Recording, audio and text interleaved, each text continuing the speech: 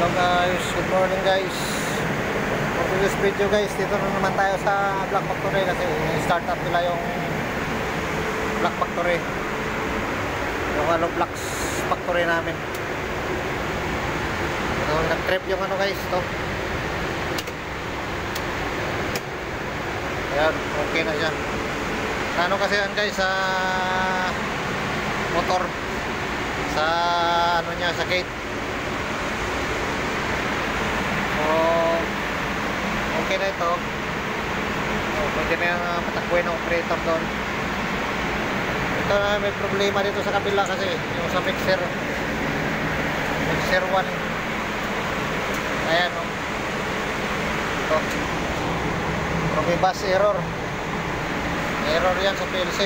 Yung itong sa Probibus slot number 2, problema yan. Basta ganyan, pula. Basta naka-red indicator yan, may problema yan.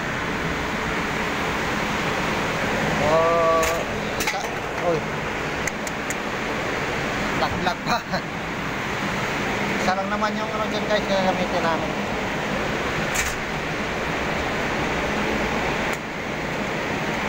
Balik ko ang mga yan.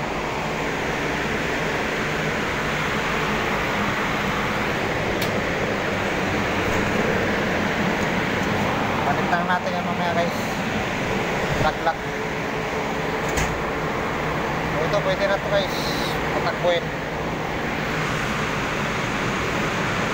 Yan pala yung yung control panel ng mixer namin, mixer 1.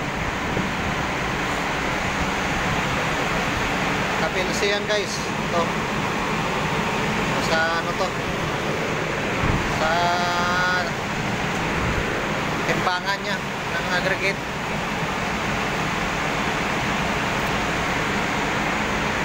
Ayan guys, kung baguhan ka nya, no?